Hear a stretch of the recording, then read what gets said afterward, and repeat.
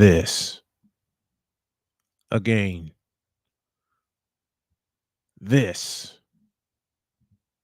again. These bronzexuals have got to go. Let me get the PSA out of the way. Remember, you can save a bronzexual today. Why? Because this blatant idiocy must stop. So please make a donation to the Snowman Stadium Tour via GoFundMe or the Cash Apps at $host Cole Johnson or $tallman Dr. K50. Blatant idiocy. I'm going to tear this up later today. Now let's go!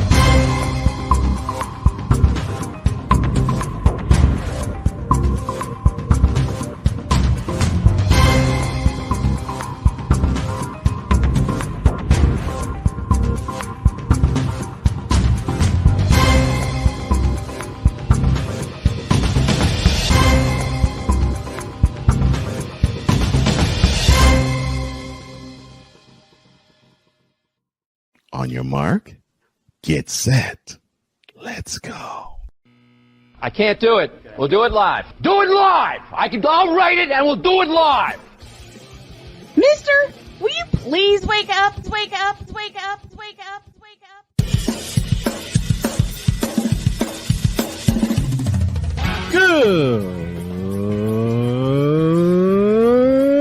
Good morning. Kevin Durant, you should have left California. This bronzexual upset me in having to bring this teenage idiot from Wisconsin into a sports conversation.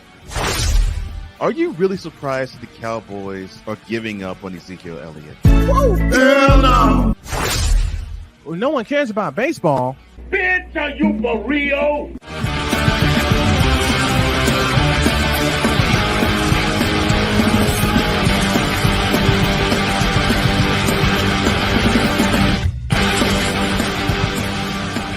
Oh, yeah!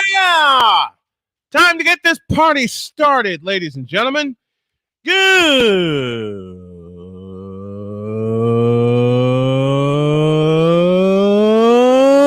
morning. Welcome to the wacky bronzexual Wednesday edition of Snowman in the Morning. Let me make an adjustment here. Do we have? Nope. Too far. I got to adjust my chair. Hold on. And I spilled my tea. Dang it. Yes, I'm off the coffee. For good this time. 11:05 is your time, 5 minutes after the hour. And I'm in the midst of a tea calamity. Fortunately, this cup didn't break. And only a few drops of it were spilled, and I drank some earlier today. How you doing, everybody? We are presented in part by Fanatics. If you're looking for the ultimate gear and apparel to show your team pride, look no further than Fanatics, the #1 destination for sports enthusiasts. Log on to snowmanmultimedia.com/fanatics and shop a wide selection of officially licensed merchandise from your favorite teams and players. From jerseys to hats, accessories to collectibles, Fanatics has it all. Don't miss out on the chance to elevate your game day experience. Head to snowmanmultimedia.com/fanatics and gear up like a true fan with Fanatics. Officially licensed everything. Phew. Now that we got that out of the way, Here we go with the whip around, presented by Fanatics.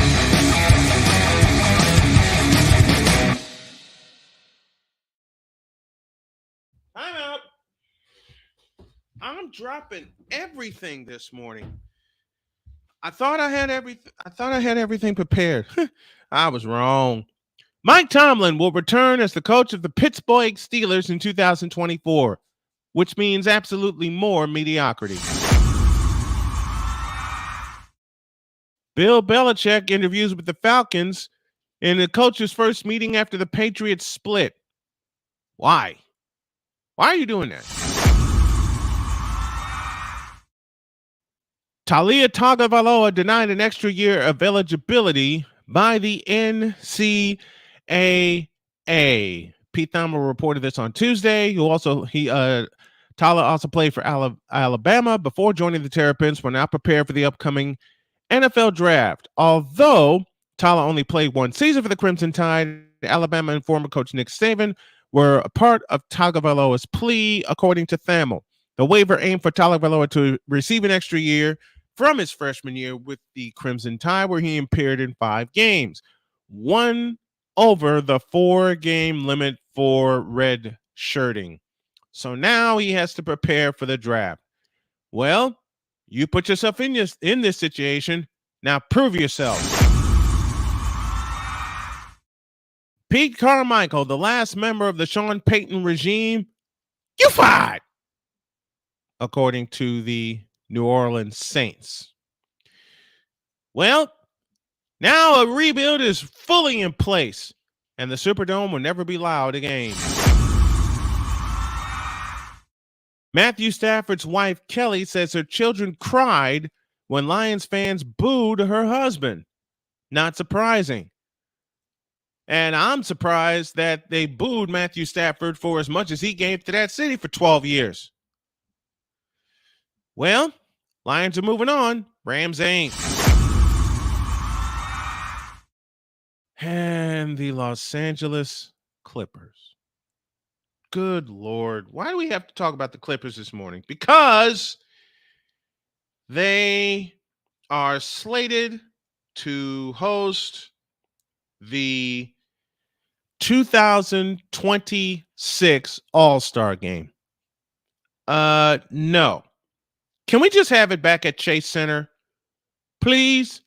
Can we just have the 25 and the 26 All-Star games be at Chase Center? The Clippers don't deserve the opportunity. Nor does the Intuit Dome, whatever the hell that is. That's a whip around presented by Fanatics.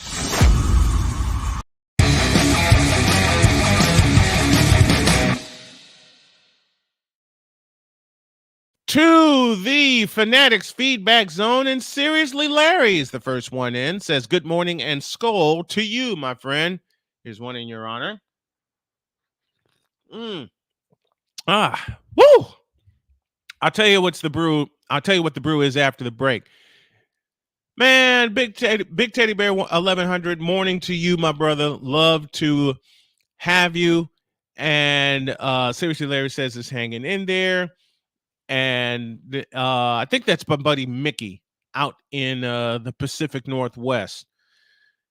Man, you cannot have enough friends. Okay, I'll just say it that way. Coming up after the break, Brock Purdy uses internal motivation. I cannot talk this morning. Brock Purdy has a mental edge. Jordan Love will get his, but it's Brock Purdy's time. I'll tell you about all of that when y'all get back in a deuce.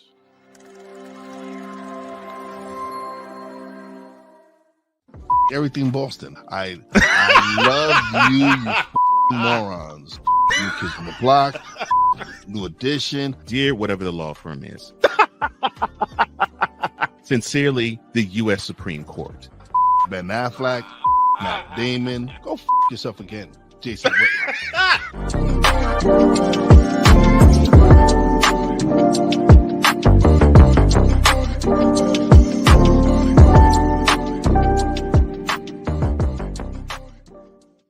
Join the transporter to Hades. Your butt and gut becomes one. Join the reformer of hooker whores. This is my daughter, Placenta Booty Johnson. Join the bronze god. Whenever you are in distress, take off your baseball cap and throw it in the air. Join your very own superhero of broadcasting, Chris Bass. So whatever color crayon they get, they palm it and do 2 circles, and that translates to, I can beat up black people. As she takes you through the week's paces in Baseline. Live every Saturday at 8 a.m. Eastern, 7 a.m. Central, Pacific Time Zone people, just stay asleep when this is on live and just catch the recording. Oh, I'm sorry. Exclusively on the Chris Bass YouTube channel.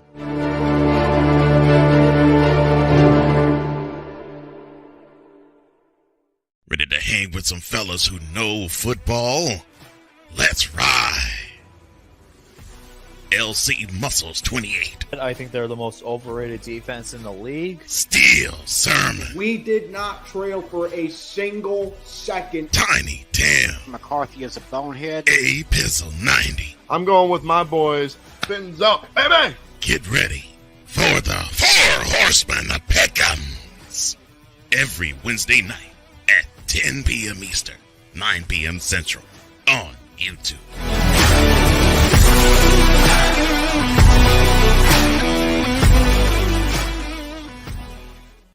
Mister, how do you operate this Twitter thing or this Instagram thing or whatever the heck? You're supposed to know all this stuff. Anyway, welcome back to the show. Welcome back to Snowman in the Morning. Snowman here with you, and glad to have y'all with us. Let me make some adjustments here. You know you're cold when you have a heater under you and you have a blanket on, and I also have on sleeves. But a part of that is because I take a blood thinner and I seem to be permanently cold, but I'm still here. Let me thank a couple of people in the form of IDs 2Triv211 and D Scott for their recent cash apps. As I revealed yesterday, I am dealing with a failing kidney. It's the only kidney I have left, but it's in stage 3 failure. What I'm in the process of doing is changing my diet, hence no more coffee. I had this full of tea, and I had this full of tea. Mwah. Thank you, Cheyenne, for this gift. And I'm making sweeping changes. I am embracing making sweeping changes. I want to be 52 and beyond and be there for my wife. And I promised her a 50th year anniversary celebration, and I'm going to deliver on that. But the reason I mentioned the recent cash apps, as I said, I posted recently on YouTube that I am dealing with stage 3 kidney failure. It's something I plan to reverse, but I also put out a call to action that we need your help, okay? And I've never been shy about that. So if you find it in your heart to do so, to support all of our streams here, do so via the Cash App. The tag you need is $Tallman Dr. K50. And please throw my homie Cole Johnson an assist. Also, $host Cole Johnson. Also, the way you can really help us along as I get my health together, because my wife has said she wants me to get completely healthy before we pull the trigger and move. And to do that, we're going to need some help. And that's why I put this together, the Snowman Stadium Tour. And you can help that along by visiting GoFundMe.com/F/Snowman Stadium Tour. Details at the end of the show. Brock Purdy, who's been in the MVP conversation all year, even with the 3-game losing streak, even with the loss to Baltimore, in which a lot of haters came out. See, he doesn't need to be in the MVP conversation. Well, he is. Shut up. But it took a Halloween party last year for his teammates to realize, hey, this kid ain't no joke. He went up to his teammates, in particular Kyle Juszczyk, George Kittle, and a couple of others, and said, look, I'm going to feed you the ball. Give me a chance. Well, after Jimmy Garoppolo went down, he got the chance. And boy, has he ever taken advantage of it. the hatred is real for Brock Purdy. Okay? And the person that really hated on Brock Purdy in a statement, which he later walked back, was Cameron Jarrell Newton. Now, I understand Newton's point. Don't get it twisted, okay? I'd had a knee-jerk reaction when I heard his statement and how he put Brock Purdy, Tagovailoa, and Jared Goff, I believe it was, in context. Okay, I understand what he was saying. There's a difference between game changers and game managers. Lamar Jackson is a game changer. Patrick Mahomes is a game changer. But I'm going to correct part of his statement, which I have done several times, by saying Brock Purdy is a game changer. And if this season doesn't prove it, except for the season closer against the Los Angeles Rams, and except for the NFC Championship, he's been fairly healthy. Okay? Your best ability is availability, and Brock Purdy has been available. Did he take his lumps? Yeah, 5 times this year. Let's see. Cleveland, when they nearly walked off. Minnesota, when they nearly walked off again, but Purdy threw 2 fourth-quarter interceptions. Cincinnati, and Cincinnati just dominated from minute 1. Let's see. The Baltimore Ravens, and of course the season closer against the Los Angeles Rams. 12-5. I said 14-3, and I was off by 2 games. But you can't deny the fact that Brock Purdy has been all of that and then some for the San Francisco 49ers. The early comparisons to Young and Montana, push the brakes on that. Let's see what he can do in another year. But if you can use this year as a sample size, brother, he is really man, I knew Brock Purdy would be good when I saw him play at Iowa State. Y'all may think I'm crazy, but when I saw him play shut up, Ryan McCarthy. Ryan, I love you. He said, I thought this was Snowman in the Morning with Cole Johnson, not that 49er show. This segment is on that 49er show, okay? But to be totally serious, Brock Purdy has proven a lot of people wrong. And in a way, myself included. I knew he'd be good at Iowa State. It just depended on the team that drafted him. He wound up being the last pick in the draft, as you know, with the 49ers. And man, if you want the difference between a game manager and a game changer, look at some of the throws Brock Purdy has made. I go back to the game against the Washington Redskins. I want to say week 17. He rolled out to his right, avoided pressure twice, and then flung it to Brandon Ayuk in the back of the end zone. And you're right, Brandon Dyer, blessed to have been drafted into the right system. But isn't that what you want for all quarterbacks, to be drafted into the right system? I can name a couple that weren't. Tua Tagovailoa, hello. Okay? Lamar Jackson was drafted into the right system. And if it wasn't the right system when they first drafted him, but they made it the right system for him. That's what the 49ers are doing for Brock Purdy. Okay?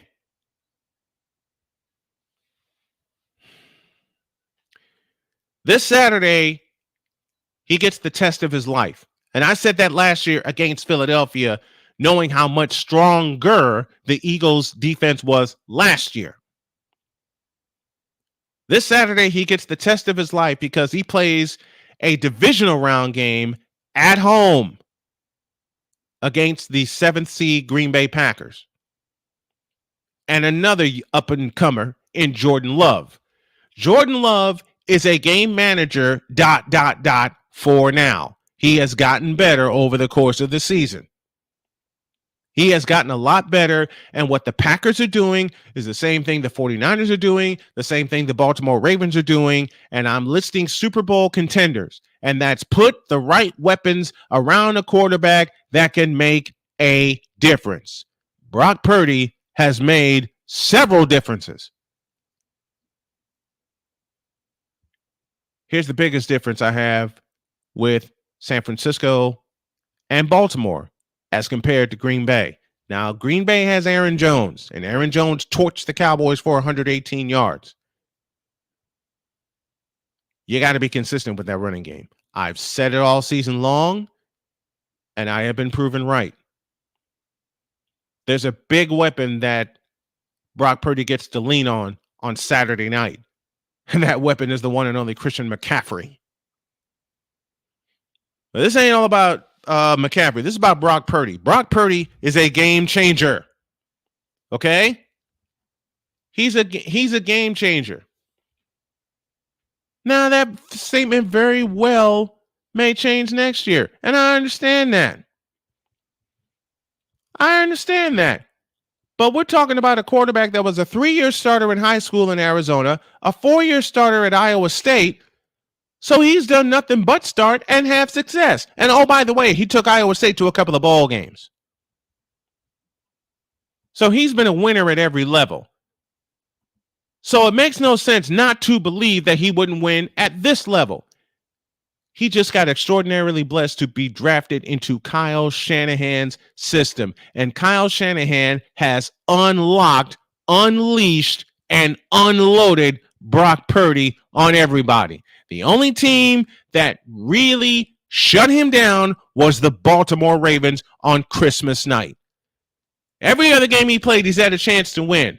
Were it not for a costly pick against Cincinnati, he'd have tied that game up. But this is not an if, ands, or buts situation. This is about what's happening right now. And what's happening right now is that Brock Purdy is bringing back memories of old. Steve Young, Joe Montana, hello. And oh, by the way, there is a record that Brock Purdy holds that Jeff Garcia holds no longer. Most passing yards in a single season by a 49er quarterback.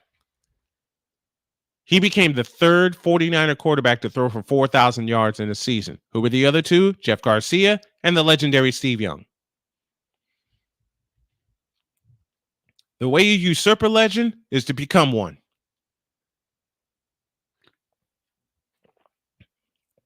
Now, there is an absolute long way to go. An absolute long way to go in terms of legendary status for Brock Purdy. It's only his second season. There's still a lot more for him to prove and to be proven. No denying that. I mean, hell, Montana didn't start proving himself until 1981.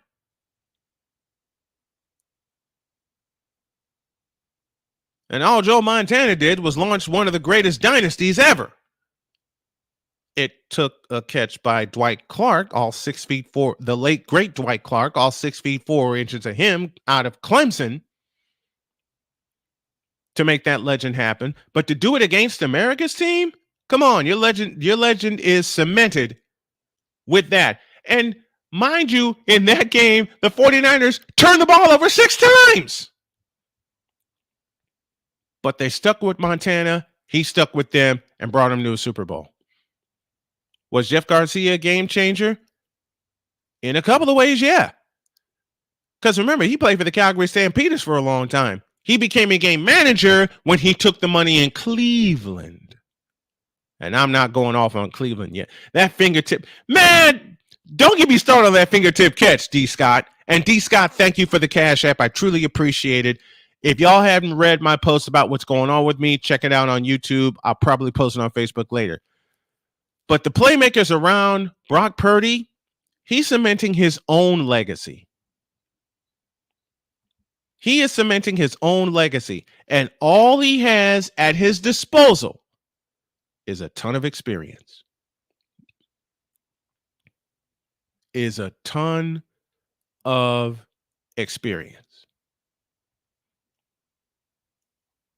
No, the greatest thing about it is he's just getting started. Yes, I'm using the New York accent, but I can't help it. I drank a lot of fluids. He's just getting started, man. He's just getting busy with all of this. Who knows who knows what the finish of this is going to be. Who knows? But it looks pretty damn good right now. It looks pretty damn good right now. And as long as he's riding this high and the 49ers are riding with him, I'll take it. And you're right, Brandon Dyer. It's about having the right quarterback for the right system. And I'll take a low-hanging fruit shot. The Bears haven't had that since 1985. Oops. Hell, if you really want to think about it, honestly, the Carolina Panthers haven't had that since Jake the Snake Delhomme. Yeah, and I'm keeping Cameron Jarrell Newton out of the equation. At least for now. But you know what? You can say that Montana was a game manager. But sometimes all it takes is one play, just one, to flip that around into not only a game changer, but to create your legend. On January 10th, 1982, this happened. And of course, for the upstart 49ers, they're 6 yards away from Pontiac. 3rd and 3. The right side, possibly. Montana looking, throwing in the end zone. Caught it! Dwight Clark!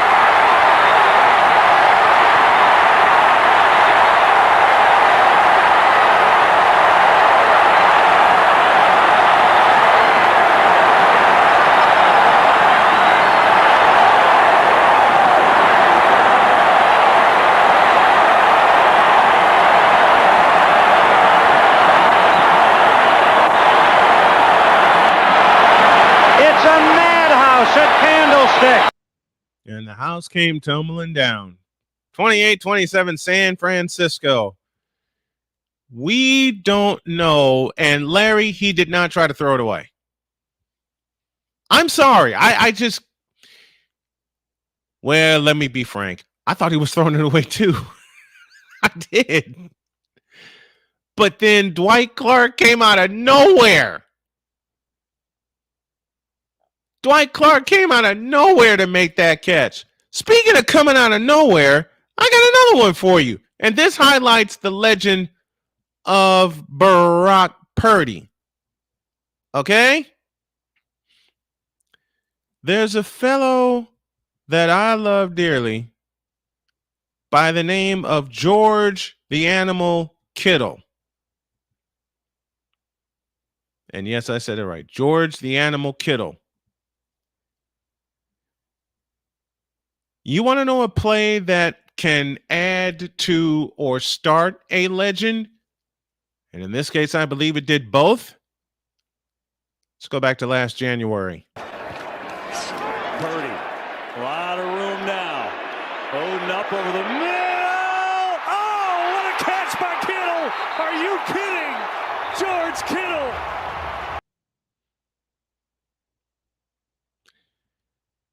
You have to depend on your teammates to make the plays. When Montana let the ball go against Dallas, many will say, many will say, he was throwing it away. No, Dwight Clark said, he ain't throwing this away. He's throwing it right to me. And Larry, I said, start one. And if I'm getting carried away, screw it. Screw it. I've been spoiled by legends I've seen in sports for 40 years. Some ran for a while, some didn't. Michael Jordan, hello. But I'll say it again, and I know Larry's going to yell at me. He's going to cuss at me. He's going to throw things at me. I mean it all. I'm very playful when I say that. I'm very playful when I say those things. But if there's a play that can start a legend and a legacy, let me show you again. Purdy, a lot of room now. Odin up over the middle. Oh, what a catch by Kittle. Are you kidding? George Kittle. And to take a playful shot at Larry, who's a very dear friend and a brother, I'd rather have the legend of Brock Purdy than the legend of Kirk 2 Chainz Cousins. Let's take a time out. When y'all get back, I got more stuff for you. And a new rule is changing the NBA awards race. And it's a rule I'm going to freaking hate. Just like the in-season BS doggone tournament. Insert deleted expletives here. Back in a flash. Hey, Eagles fan. Join my man Cool McCain and a host of others as they break down every single game, every single week in an objective manner, and also from a fan's perspective as well. Remember, this cast feels just like you. Nobody likes you. And you don't care. Fly, Eagles, fly. Eagles Elite Podcast. Every Wednesday at 8:30 p.m. Eastern on YouTube and other podcast outlets.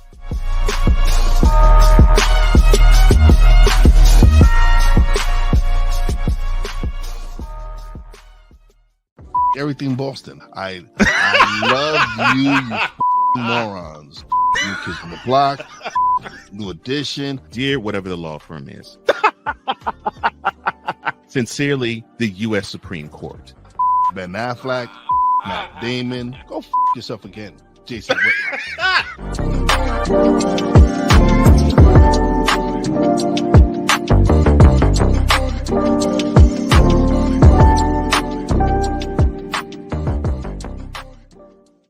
Ready to hang with some fellas who know football?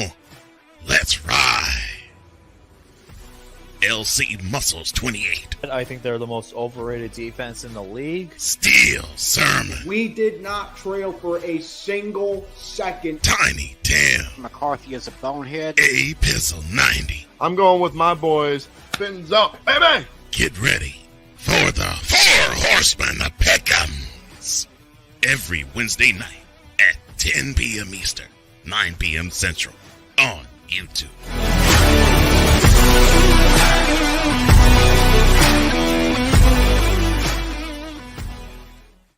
Poppy J. You got the option to cry for the government. You got the option to protest. You got the option to keep buying. But this is also an option. Wise El Jefe. We're the first tech geeks. We're the first gamers. We're the first everything. Everything. Like Gen X's, we are the ones. BS3 Network proudly presents the crew from the New York boroughs who never wants that smoke. Nah, they want that fire.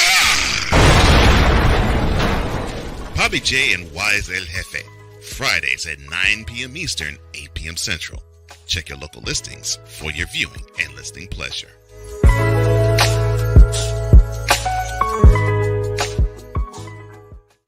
Mister, how do you operate this Twitter thing or this Instagram thing or whatever the heck? You're supposed to know all this stuff. Anyway, welcome back to the show.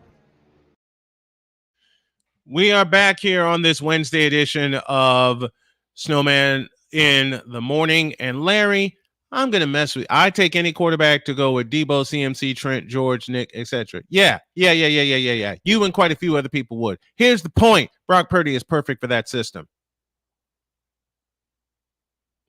Okay? Remember that point. Brock Purdy is perfect for that system.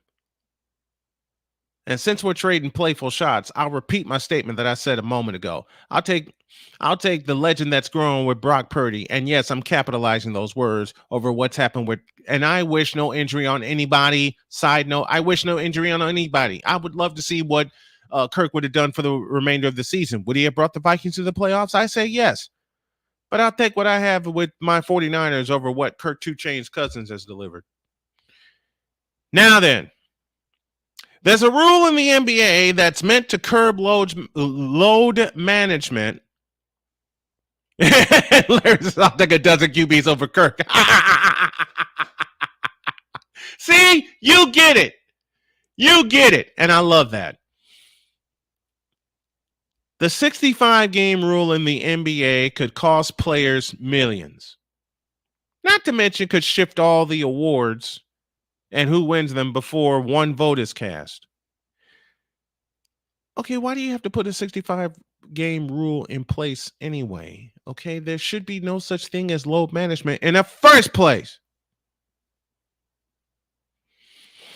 But since the term was introduced, and since LeBron James's punk, hold on a minute, I gotta get my coins ready, because I feel myself getting ready to go.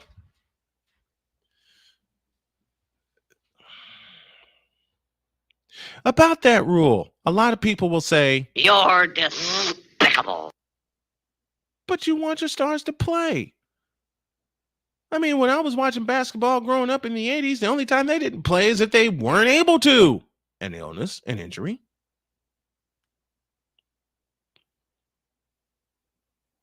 But you have to think about this.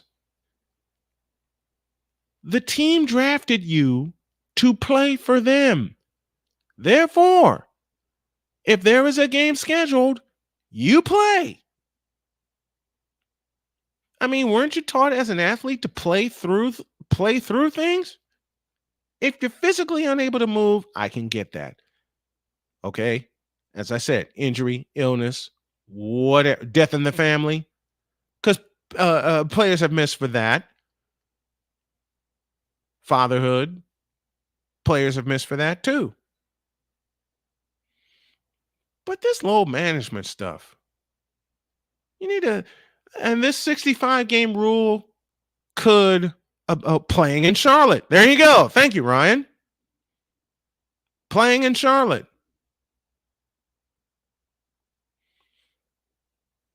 Well, as much as it pains me to say it, playing with the Bulls right now. As much as it pains for me to say it. Oh, even better, playing for the Brooklyn Nets. And they should have never left New Jersey. But before I get too off track,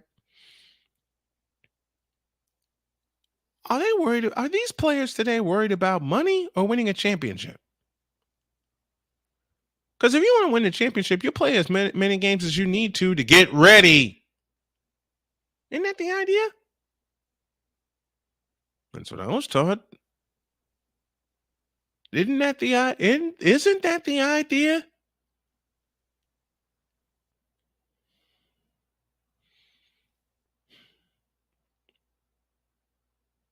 I'm going to say some things about the NBA, which is just one man's opinion. That's going to make some people mad at me. This league has become too soft and too pampered for its own good. This league continues to live off the sacrifices of Michael Jordan, Magic Johnson, Larry Bird, and quite a few others to get to a point where they have to put in a rule that you have to play at least 65 games. I mean, in 65 games, you're thinking, okay, did we win the division? If we won the division, then maybe I'll take a day off. Maybe. But shouldn't that be at your coach's discretion? If they need you, they need you. I thought you were needed every night. I thought that's why when they did the schedule, they made sure they scheduled in enough off days where you can get your rest. There's an old game that I have in my files. The Milwaukee Bucks and the New Jersey Nets. It was game 4 of that series at the Meadowlands. Brendan Byrne Arena. Remember that, Ryan?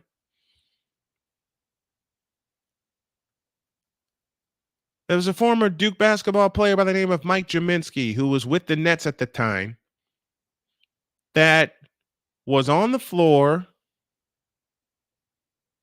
for an extended period of time because he didn't start at center. Darryl Dawkins did. But when they finally I think he played a good 10-minute stretch going up and down the floor, going up against Bob Lanier and Alton Lister. when he finally signaled for a rest, he was exhausted. They had a shot of him, and he was breathing so hard and so heavy, he was bent over at the waist while sitting down. Been there.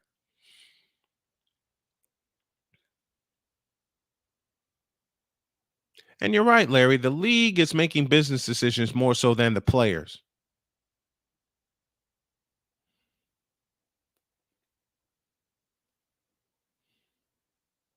What do y'all think about this rule? Let me hear from the folks in the chat. Let me hear from the fans. Do you like this 65 game rule? I'd rather it go back to the old. You know what? Here's what you do. You go back to the old school and you abolish the in-season tournament. Blow it up. Get rid of it. Chop it. Get out of the way. You put an 82 game schedule in front of every team and say, these are the games that you're playing, no exception. Period. It's up to the coaches to whether or not to know. It's up to the coaches to know if you're able to play or not. And it's also up to the players to disclose to the coaches, the training staff, and his teammates if you're able to play or not. I thought responsibility was on both sides. Doesn't seem that way. Oh, hell yeah, you can legislate it for everyone. There was no load management back in the day. Screw that. There's a game, it's scheduled. If you're on the team, you're expected to play. Whether starter or bench. Period.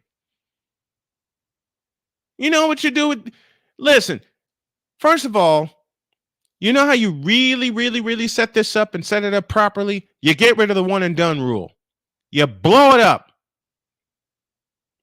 If you haven't played at least 3 years in college, you ain't coming in. Period. Oh, but you can't do that. These young players, shut up. They need to be ready to play fundamentally.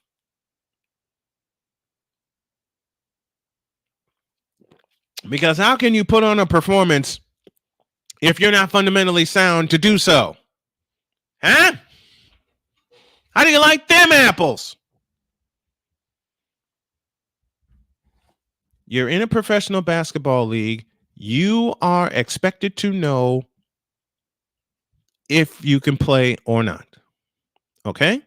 And you're also expected to know and feel if you can play or not. You also are expected to know that you are part of a system that requires you to be ready. And half of these players aren't.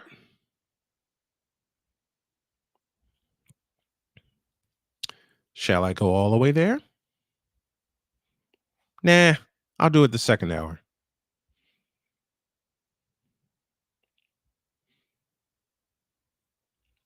But now you're taking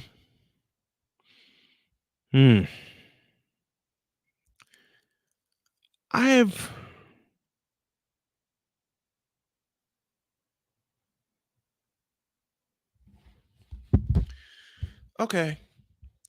I'm going to go ahead and say it. I have, in many ways, pulled away from the NBA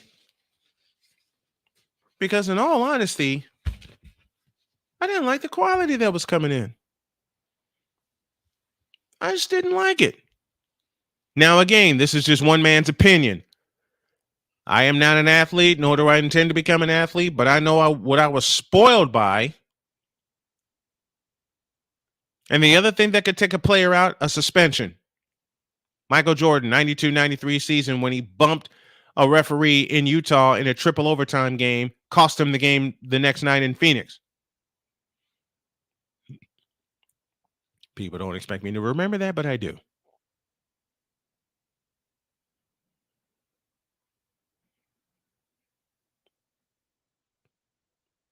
But aren't you supposed to be prepared and ready for the grind? Isn't that what college coaches are supposed to get you ready for? Aren't you supposed to be fundamentally ready to play the game? and then you grow from there. Did I miss a step? Did I miss something? Was there something along the way that I missed?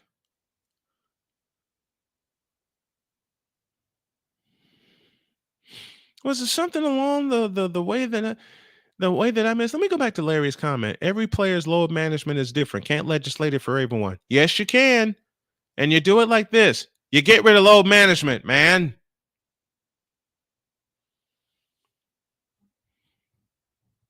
Because if you don't, you're selling the fans out. Because if you don't, you're selling the fans out.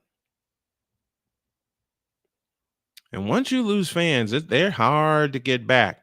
Major League Baseball should answer a couple of questions about that.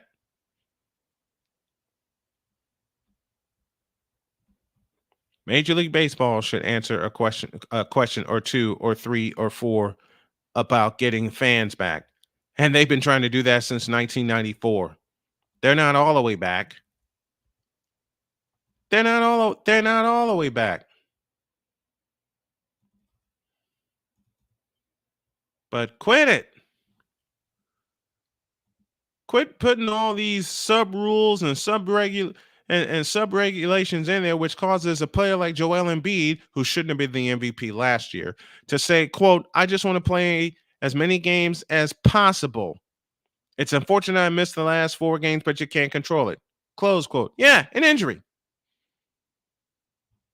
At the beginning of the season, my goal was to play 82 games. Good. That should be every goal. That should be every player's goal, to play 82 games, man. Isn't that what you signed the contract to do? The only ways you should be prevented from playing an 82 game, the only reasons that you should not play an 82 game season, a couple personal reasons like a death in the family or a birth in the family, a suspension, an injury, or an illness. Period. But hell, even Michael Jordan played with an illness. Utah Jazz knows something about that.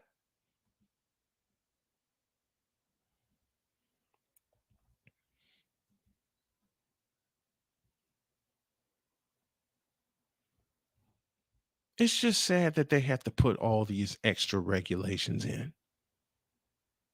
It's just sad that they have to put all of these extra rules and regulations in to curtail something that was never a problem in the first place.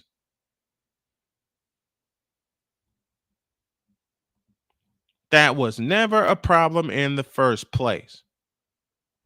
It's pretty simple. You sign the contract, you're scheduled to play, you play.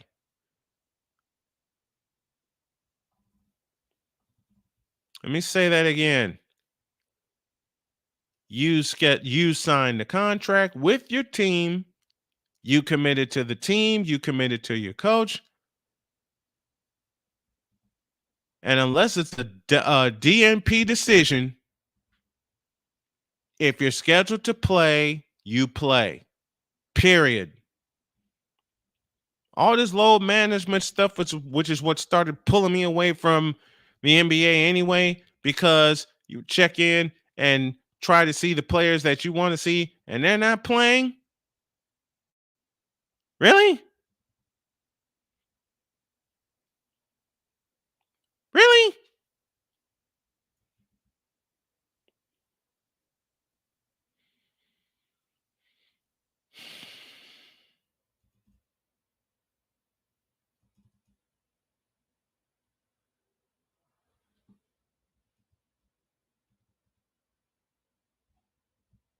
The load management rule must be abolished. It needs to go. It needs to be blown to smithereens, and you need to go back to some old school stuff. It's pretty simple. You sign the contract with the team that drafted you. There is an 82 game schedule. You are scheduled to play. You play. Let the coach decide how many minutes you play. And if you're a starter, you are really expected to contribute more than what a bench player would. But everyone's expected to contribute. Did I miss something?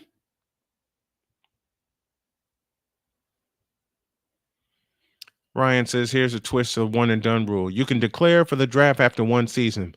But if you have to spend your first two seasons in the G League to develop your skills. No. Too big of a gateway. Either you play at least 2 years in college or 3, or you don't get in. No. You're either ready or you're not. End of story. Call me old, call me crazy, call me old school. But I grew up with a pretty simple mentality. You either ready or you're not. And there are a lot of things in life I wasn't ready for. Cancer being one of them. But in terms of basketball, in terms of NBA basketball, after being spoiled by Magic Johnson, who came out as a sophomore, he put in 2 years at Michigan State. And him declaring for the NBA in 1979 came at the behest of his coach, the late great Judd Heathcote. Are there exceptions to the rule? Damn right there is. Moses Malone, Petersburg High School. And I had to do a lot of research on exceptions to the rule. I had to do a lot of research on that. You know another sophomore who came in a year later? Isaiah Thomas. Bob Knight said, you have nothing left to prove. Go out on top. So they made the decision. They got into the league, and it was I don't want to say the league was soft back in the 80s because it wasn't, but it was gaining popularity. Oh, and you know the biggest thing? The coaches allowed them to learn and to get better. So no. You send them down to the G League if they spend some time with a big team and they're not ready. Otherwise, you let them and with all these NIL deals now, you ain't got a reason in the world not to develop at the college level. Period. Matter of fact, and I know I'm crazy for thinking this, and I know this is not going to happen anytime soon, if at all. You can blow the G League to smithereens because of the NIL rules and regulations. Since the kids are now getting paid to play college sports, you can take the G League and blow it to smithereens.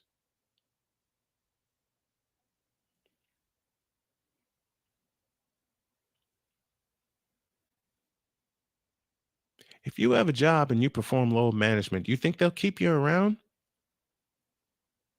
No.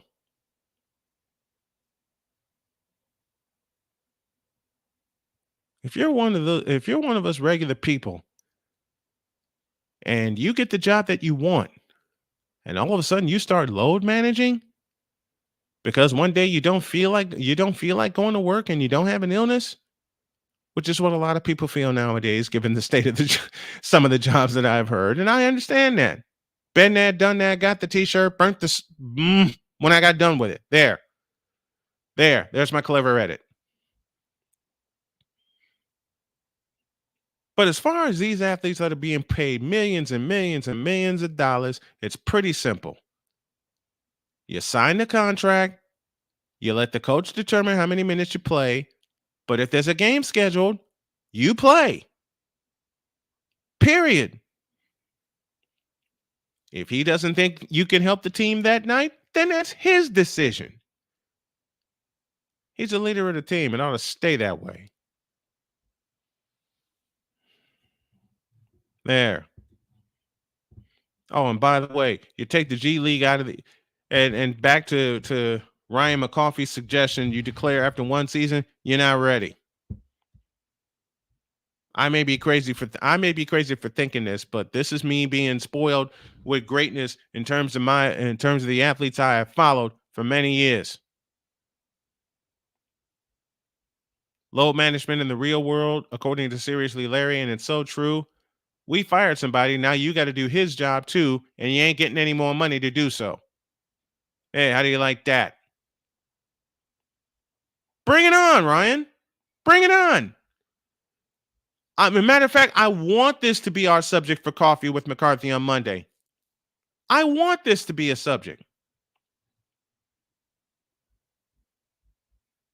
Now, y'all realize y'all realize it's gonna be a loaded subject. Me with my tea and he with his coffee. But the hell with it. Bring it on. But I'll repeat what I said before, and it's pretty simple. You sign the contract, you're expected to play. You signed the contract, there's a game scheduled, you're expected to play, you play. It's up to the coach to decide how long you play. Period. And a lot of these coaches are being usurped, Darvin Ham, because of some of the players that are on the team that don't feel like they need to play every night. And I'll mention that name during the second half of the show.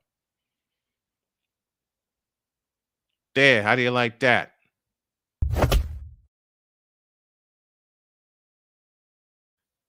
Now that I got all that out of the way, I got to get a drink of water, and I'll come back with you know what. Back in a minute.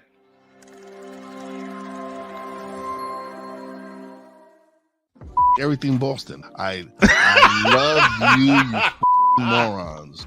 New Kids on the Block, New Edition. Dear whatever the law firm is. Sincerely, the U.S. Supreme Court. Ben Affleck, Matt Damon. Go yourself again, Jason Whitlock.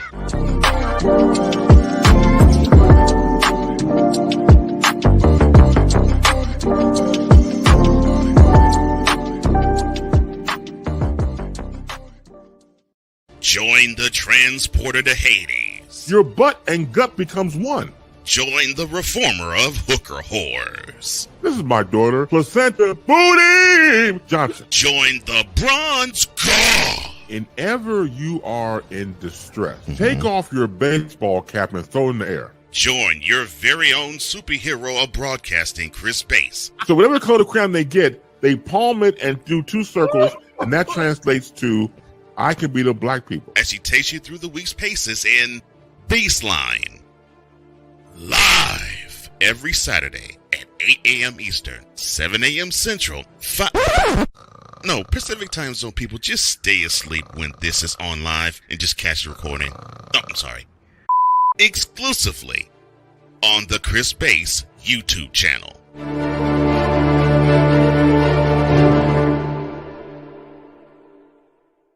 Ready to hang with some fellas who know football? Let's ride. LC Muscles 28. I think they're the most overrated defense in the league. Steel Sermon. We did not trail for a single second. Tiny Tim. McCarthy is a bonehead. A Pizzle 90. I'm going with my boys. Fins up, baby. Get ready for the Four Horsemen of Pick'ems. Every Wednesday night at 10 p.m. Eastern, 9 p.m. Central on YouTube.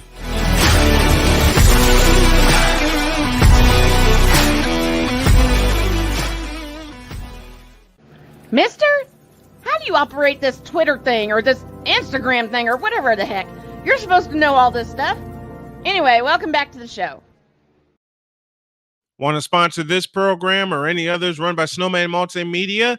All you have to do is drop an email to snowmanmultimedia@gmail.com or call 317-762-8567. That's 317-762-8567. Let's get this hashtag going too. The Snowman Stadium Tour project is launched, and you can contribute to the cause at gofundme.com/f/Snowman Stadium Tour. Saturday, got some football for you as the Packers and the 49ers will clash. I'll have the alternative play-by-play call beginning at 7:30 Eastern time. The second half of Snowman in the Morning continues after these.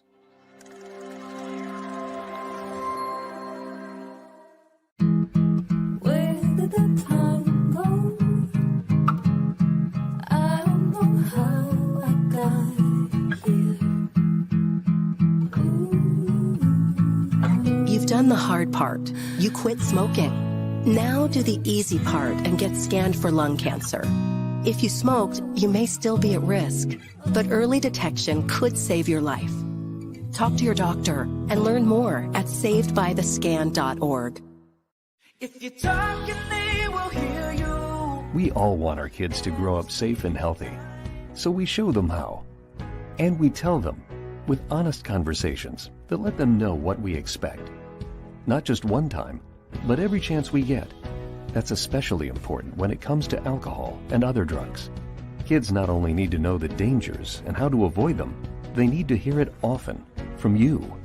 And when it comes to pain medications, opioids, they need to know that they should never be taken without a prescription and never shared with friends or family. It's dangerous and illegal. So talk with your kids and guide them through the challenges of growing up safe and healthy.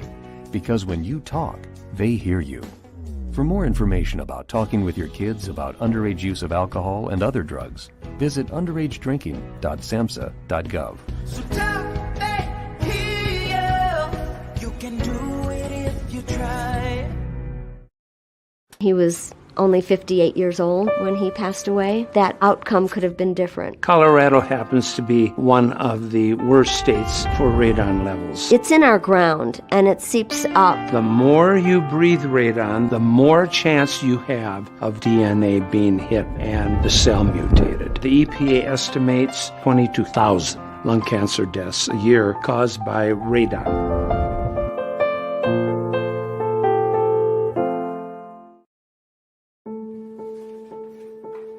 We all make choices. When it comes to alcohol, kids make choices whether to drink or not. Bye, Dad. Bye-bye. Remember, I'm going to Alex's party tonight and sleeping over. Have fun. Hey, have a seat for a second. Remind me about that party again? Alex is just And adults make choices whether to talk about it. That's true of parents and every other trusted adult in a kid's life. Kids want to know our expectations when it comes to alcohol and other drugs. They want guidance and honest answers to their questions. And it makes a difference when the message is consistent and part of everyday conversations. So talk with your kids and help lead them on a positive path. Because when you talk, they hear you. For more information about talking with your kids about underage use of alcohol and other drugs, visit underagedrinking.samhsa.gov. Mister? How do you operate this Twitter thing or this Instagram thing or whatever the heck? You're supposed to know all this stuff. Anyway, welcome back to the show.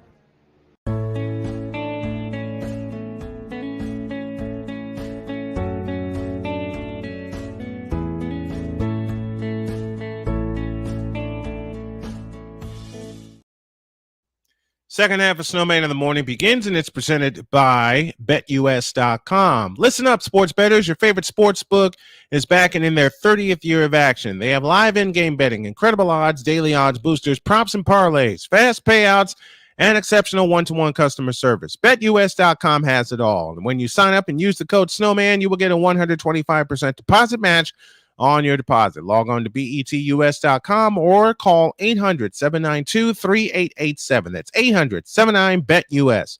BetUS.com, where the game begins. Schedule updates go like this. Our broadcast weekend begins Friday as we have women's basketball, 5th rated UCLA at 3rd ranked Colorado. Our stream time is set for 7:30. Then we got the Packers and the 49ers Saturday evening at 7:30. And we'll top the triple header off Sunday at 11:30 a.m. Eastern time before a noon tip-off as number 2 Iowa and Caitlin Clark battle Ohio State from the Schottenstein Center at Sunday with a noon tip-off. And I forgot the other note I was going to say. Let's go back to the Fanatics feedback zone. He said, Larry says, no more Braun sexual content. I can't take it. And yet you're still here. Victor says, sorry, but it's Wednesday. That's what we're here for. And this is the only day we do it. This is the only day we do it. My partner Cole had to teach me that. You complain about LeBron, yet give him a day of the week. I don't get it. Well, we get our frustrations out and get it over with. That's how we handle that. We're joined from Norway by Sick Diggy. Good morning, good afternoon, good evening, and good night. And he said, too bad there isn't a not interested option on Netflix like you have here on YouTube. Man, you got that right. Oh, man, you got that right. I wish that, man, that should have been available. That option should have been available. Because, yes, LeBron, it is you. It's always been you. It always will be you. Forever and ever. Amen. Now this. This moment of Braun's sexual stupidity is brought to you by Hooked on Bronix. When you start talking like an idiotic Braun-sexual, Hooked on Bronix can set you right. Call 1-800-YO-KANG. Real LJPM, now approve all this.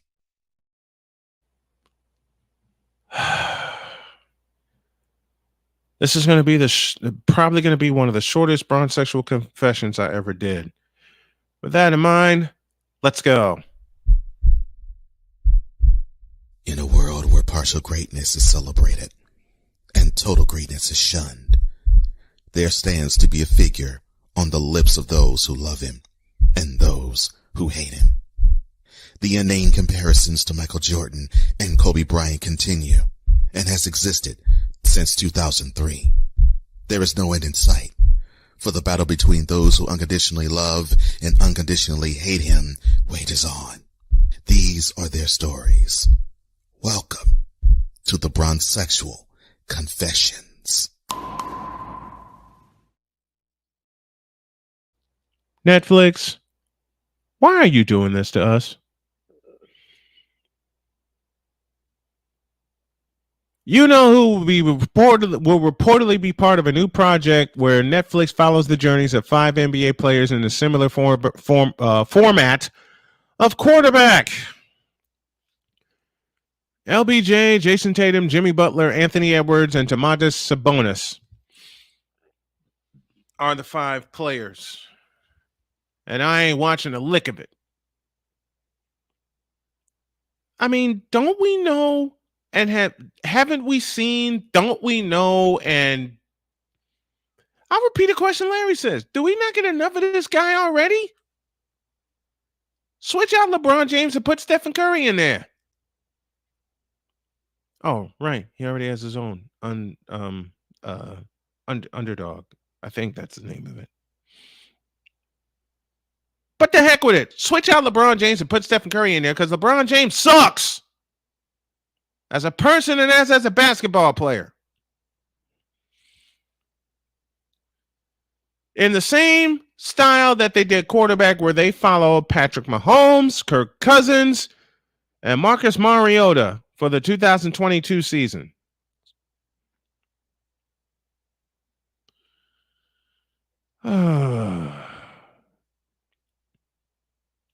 There is no logic to this.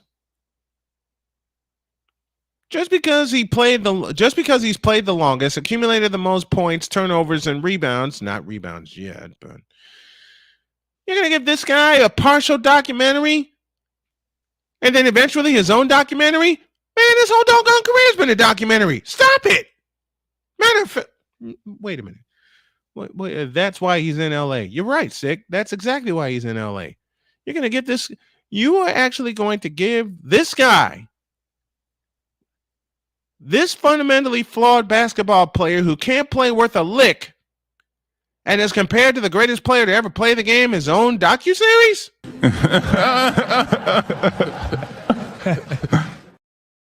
Michael! Stop it. Get some help. Please!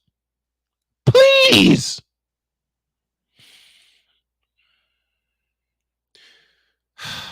Danny Glover or the person who had Danny Glover in the background. I'm getting too old for this. This is nuts.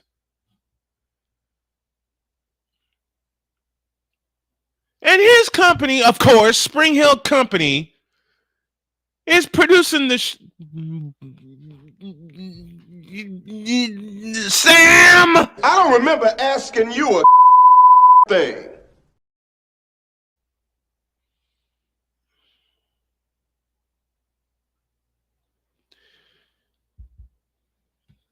This is wrong.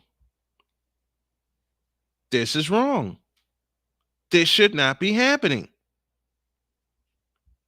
This absolutely should not be happening. I mean, haven't we seen enough of this guy? With the nightly highlights and the hourly highlights and the minute-by-minute highlights, and now you're going to put this in front of us? This is one of the reasons I don't have Netflix in the first doggone place. And I sure as ain't getting it now. You want to do a documentary on, you know what? I'm going to volunteer my services. You want to do a documentary on someone? How about me? A fellow who kicked I'm going to pay for this. A fellow who kicked cancer in the ass and is going to kick who's going to kick kidney failure in the ass. How about that? How about a guy whose family has been constantly persecuted, a lot of which that ain't voiced out loud, and yet they still laugh, they still communicate, and they have fun. How's that for a documentary? Huh? I mean, who the blood? Give me this button, please. Because I feel myself getting ready to go off. You know what, Netflix? You're despicable. And when I first read this, I'm thinking, you have got to be shaving me. And to anyone who actually feasts their eyes on this project, because that's all it is, it's a project. You get nothing. You lose. Good day, sir. Matter of fact, Chris. What in the all types of blue hell? And running and pull trash. Can we just give this series a Tiger uppercut and be done with it? Please? No one wants to see this. Look, you want to follow some players? Follow the Splash Brothers, the Greek Freak, the Joker, and Joel Embiid. There. Problem solved.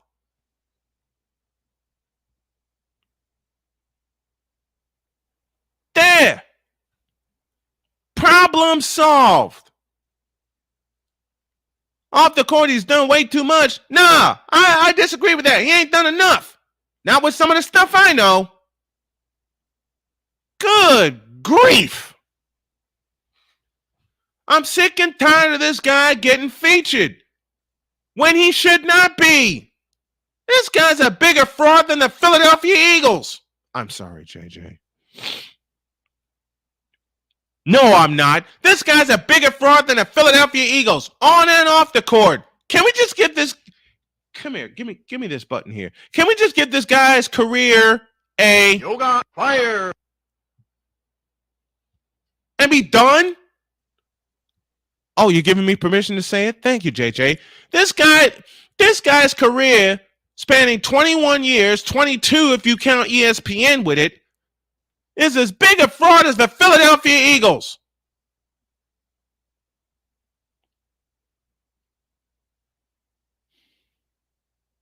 This guy's career is a bigger fraud than Tua Tagovailoa. How about that?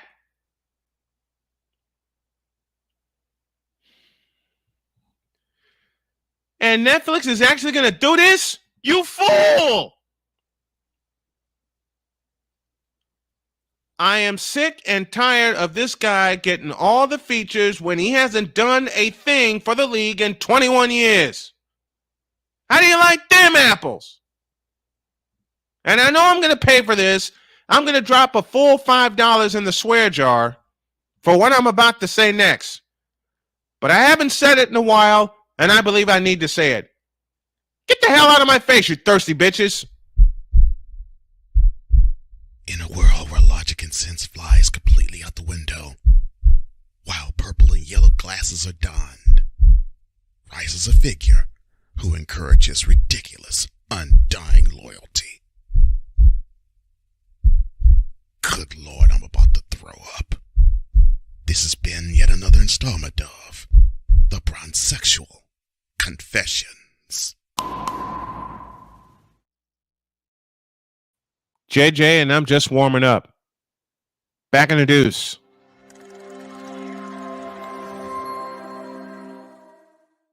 Everything Boston. I love you morons. New Kids on the Block, New Edition. Dear whatever the law firm is. Sincerely, the U.S. Supreme Court. Ben Affleck, Matt Damon. Go yourself again, Jason Whitlock.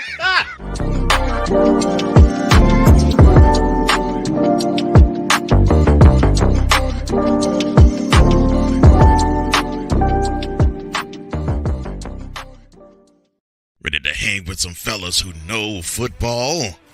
Let's ride.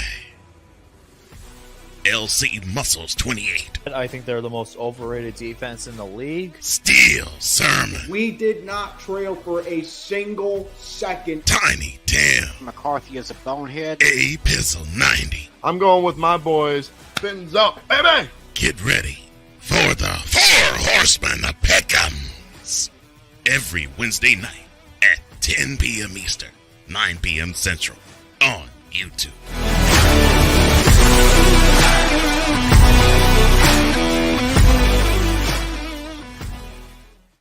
Poppy J. You got the option to cry for the government. You got the option to protest. You got the option to keep buying. But this is also an option. Wise El Jefe. We're the first tech geeks. We're the first gamers. We're the first everything. Everything. Like Gen X's, we are the ones. BS3 Network proudly presents the crew from the New York boroughs who never wants that smoke. Nah, they want that fire. Poppy J and Wise El Jefe. Fridays at 9 p.m. Eastern, 8 p.m. Central. Check your local listings for your viewing and listening pleasure.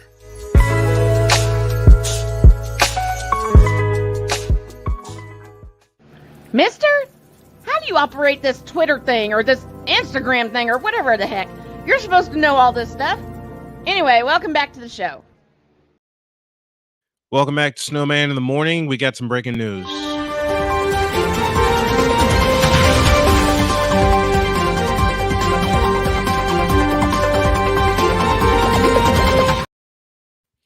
Warriors assistant coach Dejan Milojevic hospitalized after a medical emergency, suffering a medical emergency at a restaurant in Salt Lake City, Utah on Tuesday during a team dinner. As a result, tonight's game between the Warriors and the Jazz has been postponed.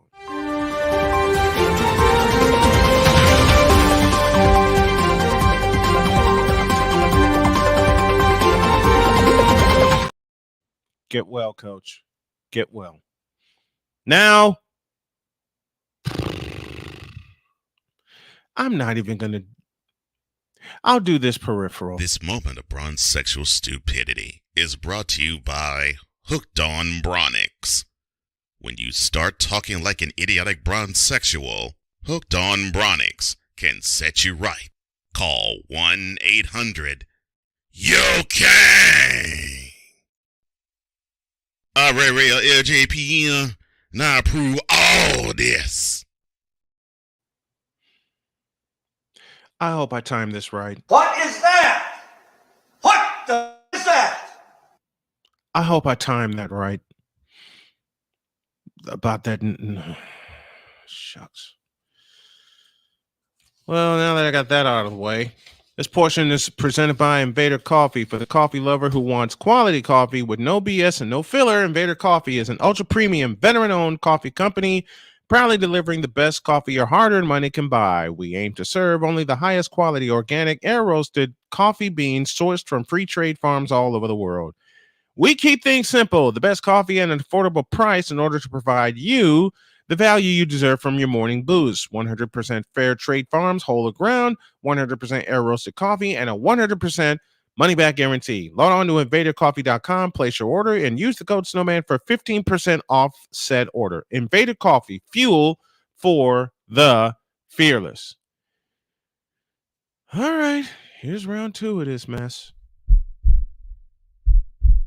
In a world where partial greatness is celebrated and total greatness is shunned, there stands to be a figure on the lips of those who love him and those who hate him. The inane comparisons to Michael Jordan and Kobe Bryant continue and has existed since 2003.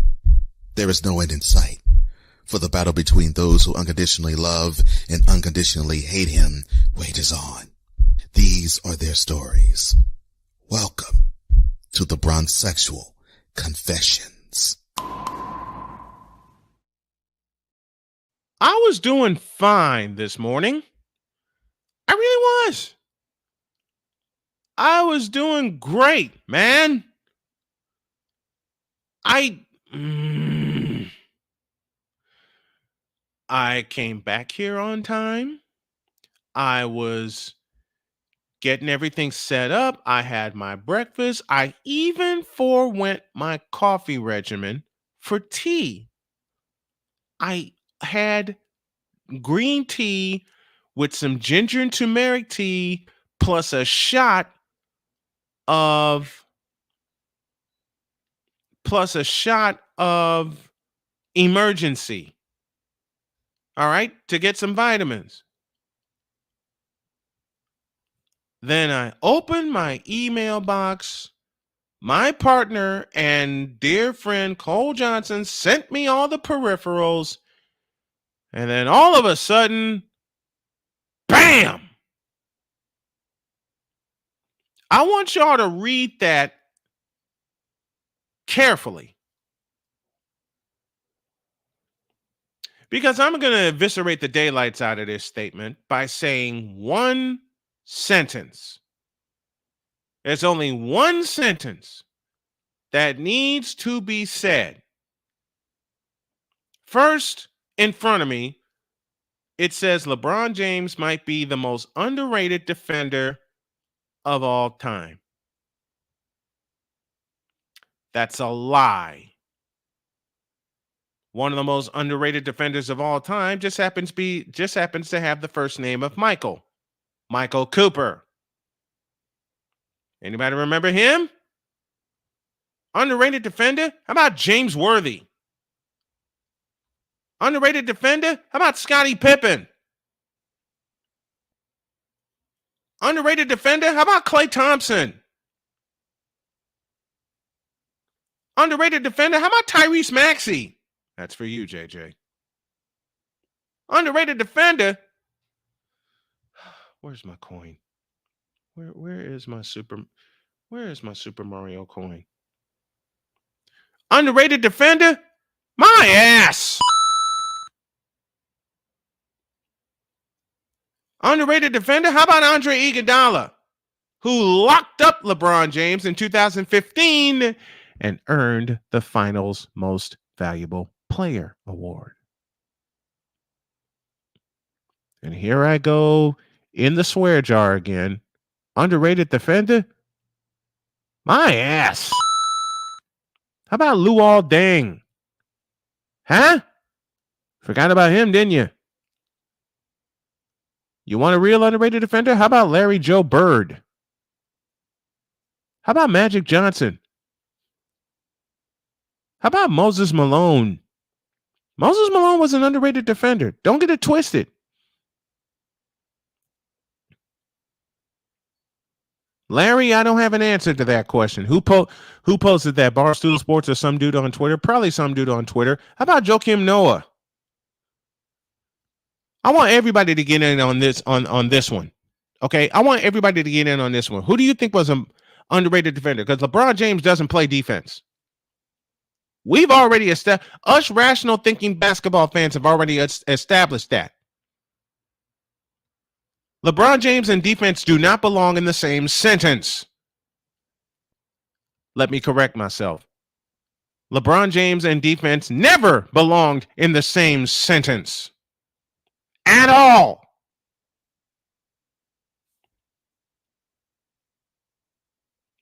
You want an underrated defender? How about Terry Porter? How about Clyde Drexler? Huh? What do you think of that? How about the mailman, Karl Malone? What do you think of that? Underrated defender, Joe Dumars. Underrated defender, Isaiah Thomas. Underrated defender, Vinny Johnson. Underrated defender, James Buddha Edwards.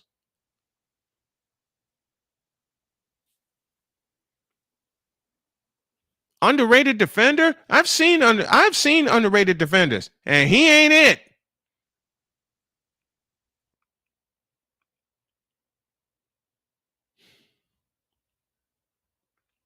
Underrated defender. How about Sir Charles? How about Tom Chambers? How about KJ? How about Gary Payton? And thank you, Sig Diggy, for saying Charles Barkley, because you made me think of not only the Suns, but the Seattle Supersonics. Which should have, a team that should have never gone away. F.U. Oklahoma City. Doggone it. Doggone it. Into the swear jar. And the running total is now $15 in the swear jar. Whatever, at the end of the year, whatever total I have in the swear jar, it's going to be donated to cancer.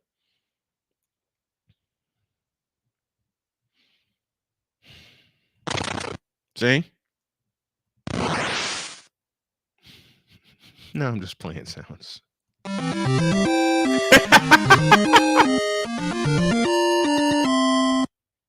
Sorry, I went a little crazy. How about Larry Nance? How about Charles Oakley? I already mentioned Andre Iguodala. Thank you, JJ, for that.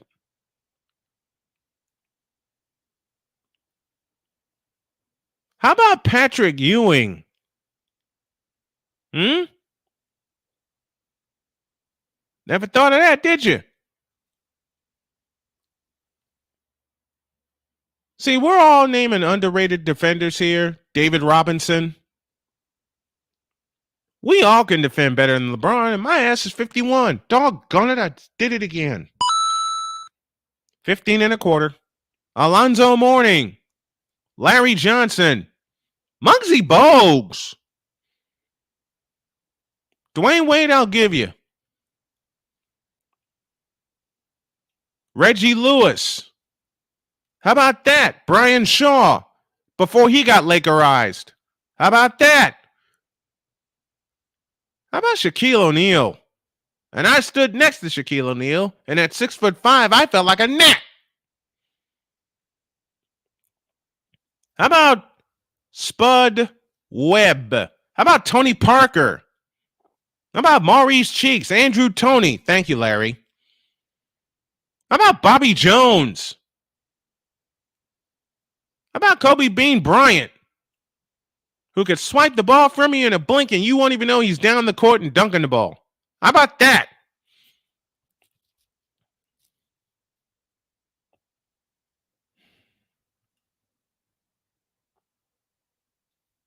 We're talking about underrated defenders here because of a picture I saw.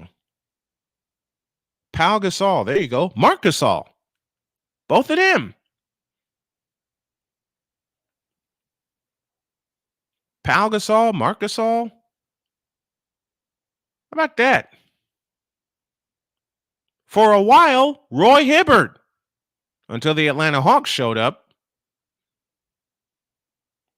I already mentioned Patrick Ewing. I already mentioned Alonzo Mourning. Other Georgetown alumni who are great.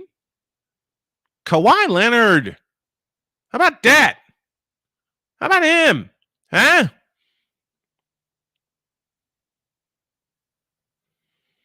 See, when you talk about you know what? How about Rick Smits? Since I'm in Indiana. How about Rick Smits? How about Detlef Schrempf? How about Chris Mullin? How about Mark Jackson? How about all of them? Allen Iverson. Allen Iverson could definitely pick your pocket and not even blink. About Dominique Wilkins, who was a very underrated defender? The right-hand block himself, Dikembe Mutombo.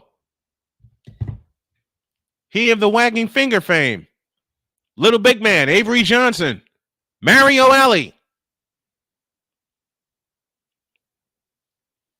Tim Duncan, Sam Cassell. Forgot about all. How about Latrell Sprewell?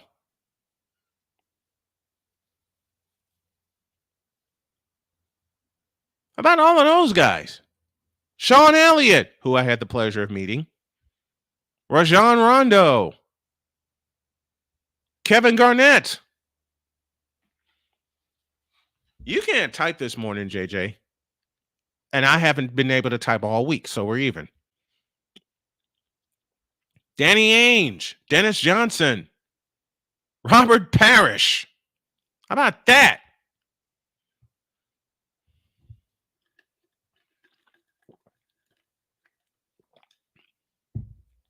For you see, when we speak of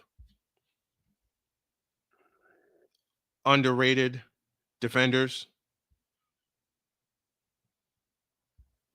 when we speak of, oh, thank you, Kevin McHale, Hal Greer, Julius Erving. How about that?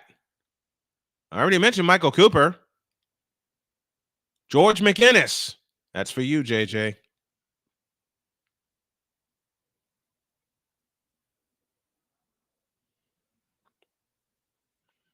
For you see, when we speak of underrated defenders, we're talking about players that actually played defense, that actually dedicated their time to the craft, that actually dedicated their time to both sides of the floor. And remember with Charles Barkley, it wasn't always offense. A couple of times he was in the running for Defensive Player of the Year.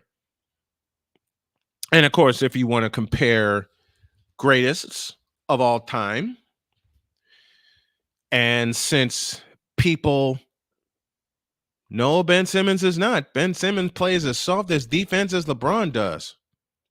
Not softer, but soft. Let me put the correct East Coast twist on it. Soft. Ben Wallace. Richard Rip Hamilton. I could go all day. Rasheed Wallace. For you see, when we speak of underrated defenders,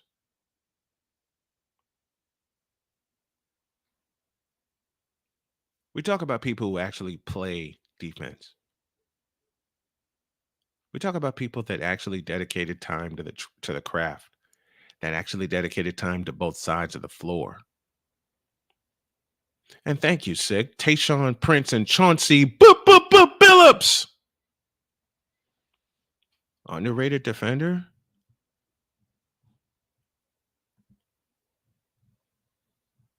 LBJ is not even a defender, let alone an underrated defender. Now to do this in advance, get the hell out of my face, you thirsty bitches.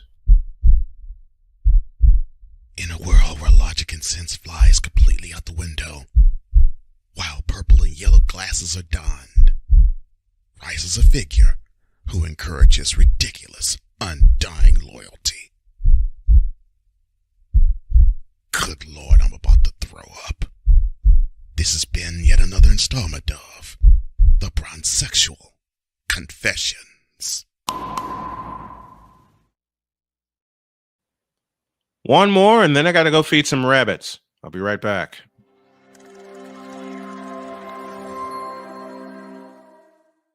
Everything Boston. I love you morons. New Kids from the Block, New Edition. Dear whatever the law firm is. Sincerely, the U.S. Supreme Court. Ben Affleck, Matt Damon. Go yourself again, Jason Whitlock.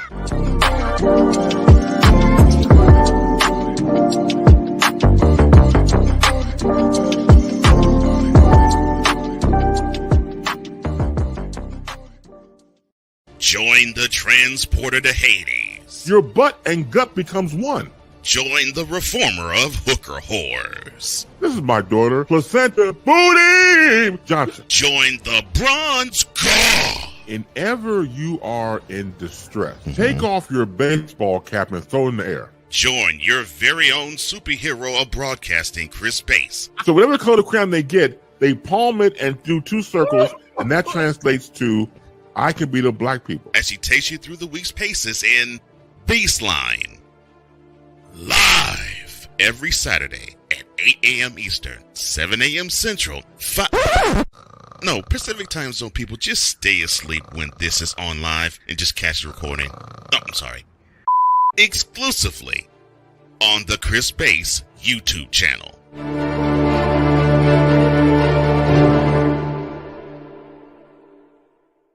Ready to hang with some fellas who know football? Let's ride.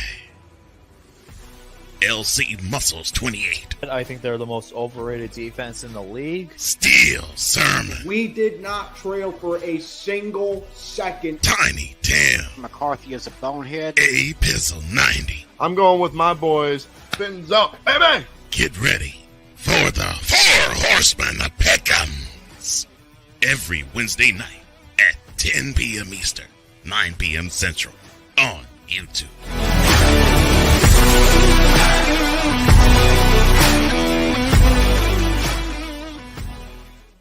Mister, how do you operate this Twitter thing or this Instagram thing or whatever the heck?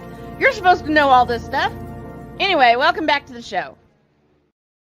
Time now for our lock of the week presented by BetUS.com. It's in the divisional round and it's Saturday night at Levi Stadium in Santa Clara.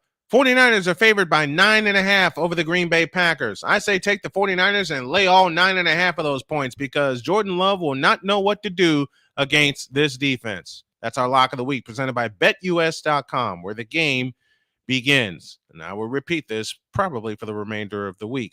Mike Debate is scheduled later this week. Tomorrow, it's the Cool and Coach Hour.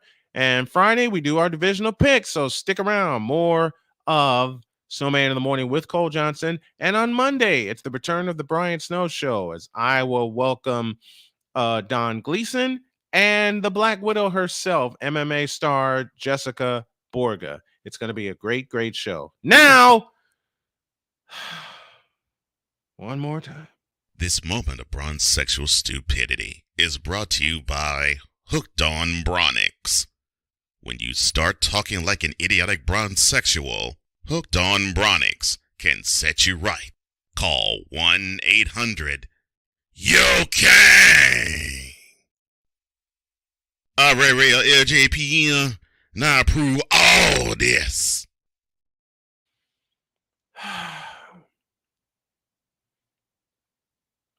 Who does what voice are you looking for, JJ? Who does what voice? While you answer that question, we're gonna answer this one.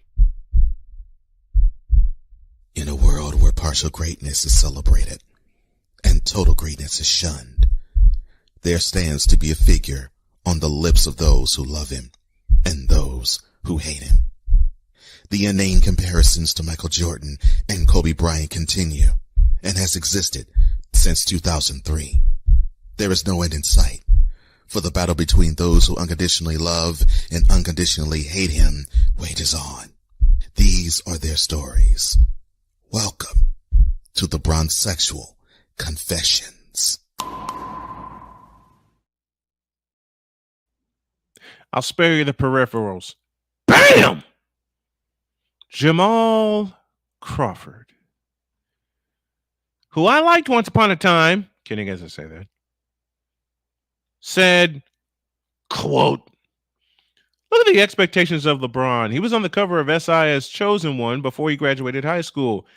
He exceeded expectations 10 years ago, but people hate on the good ones. They hate on the, but people don't hate on the good ones. They hate on the greats. Close quote. Mr. Crawford.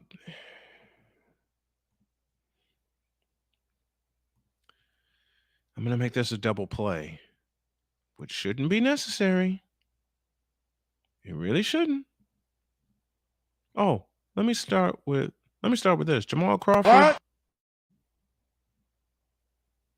Jamal Crawford. Shut up, bitch.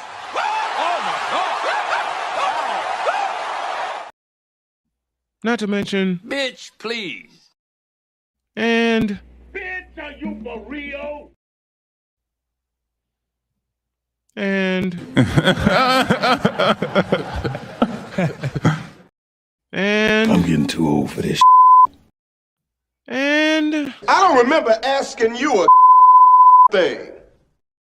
And.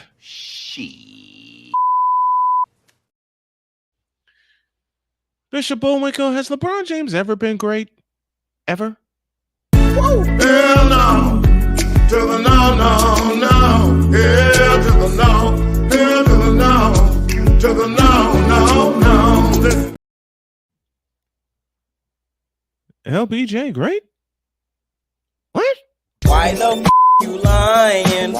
Why you always lying? Oh my gosh. Stop lying. Always lying to me. You lying so much.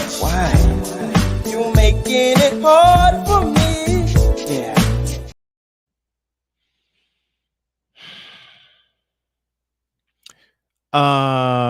The voice before I go back on, that's Jody. That's my wife. The voice before I go back on that you hear, what is the social? Yeah, that's Jody. That's my beautiful wife who does that. Matter of fact, JJ. Mister, how do you operate this Twitter thing or this Instagram thing or whatever the heck? You're supposed to know all this stuff. Anyway, welcome back to the show. That's the raw cut that she recorded for me 3 years ago. That's Jody. That's Jody, my friend. The voice you hear that starts the show every morning. Mister, will you please wake up? Yeah, that's my wife. That's my wife. Forget the bronsexual stuff. I'll end this right now. Matter of fact, I've made my point. Get out of my face, you thirsty bitches. In a world where logic and sense flies completely out the window, while purple and yellow glasses are donned, rises a figure who encourages ridiculous, undying loyalty. Good Lord, I'm about to throw up.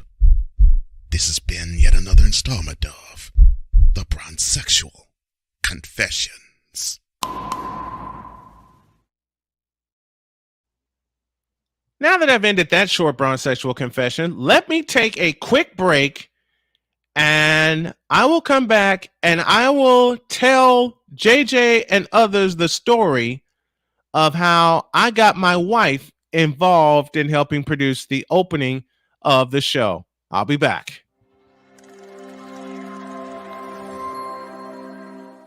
Hey, Eagles fan. Join my man Cool McCain and a host of others as they break down every single game, every single week in an objective manner, and also from a fan's perspective as well. Remember, this cast feels just like you. Nobody likes you. And you don't care. Fly, Eagles, fly. Eagles Elite Podcast. Every Wednesday at 8:30 p.m. Eastern on YouTube and other podcast outlets.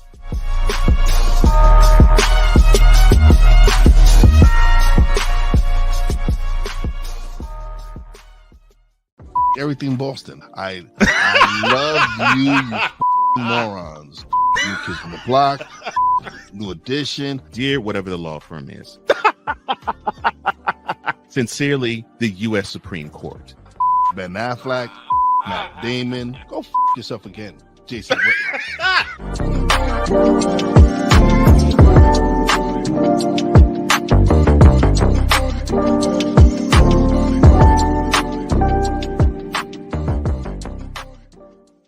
Ready to hang with some fellas who know football? Let's ride.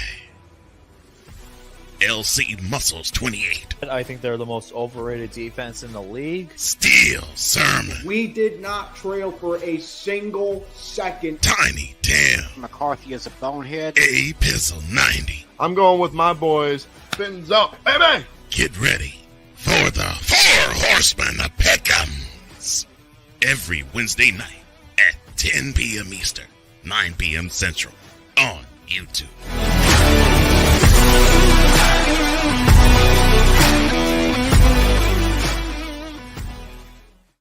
Poppy J. You got the option to cry for the government. You got the option to protest. You got the option to keep buying. But this is also an option. Wise El Jefe. We're the first tech geeks. We're the first gamers. We're the first everything. Everything. Like Gen X's, we are the ones. BS3 Network proudly presents the crew from the New York boroughs who never wants that smoke. Nah, they want that fire. Poppy J and Wise El Jefe. Fridays at 9 p.m. Eastern, 8 p.m. Central. Check your local listings for your viewing and listening pleasure.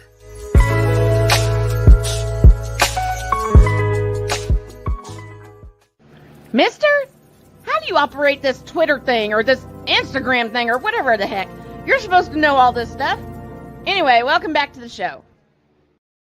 I love you guys.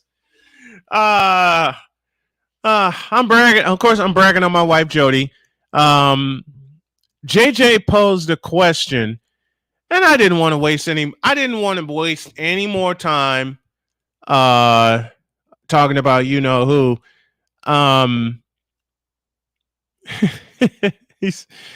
Where was the question? I know it was here. Where he said who is that voice? Who does that voice? Yeah. And I had wondered what voice he was talking about. Then JJ clarified by saying the voice before you go back on. And I surprised him, and I think I surprised Larry by saying, that's Jody. That's my wife. And I'll tell you how that came to be. We were watching a playoff game between the Minnesota Vikings and the New Orleans Saints. We were living in North Carolina at the time.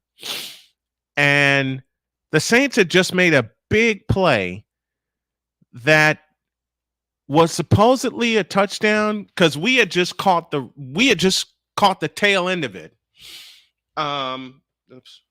We had just caught the tail end of it, and Jody just spits out "insanity ensues." And when I heard her say that, my brain and the wheels therein immediately began to turn. I don't know why. Don't ask me why. I just know the wheels began turning. And I said, "Honey, could you record that for me?" And she looked at me and said, "Record what?" And I said, "Could you record that voice?" And she said, "Sure, I'll try." And then she said, "What else do you want me to record?" And I said, "There's a couple of things." I didn't know what I would have her record at the time. But she was like, "Yeah." She said, "Yeah, let's go for it." Said, "All right."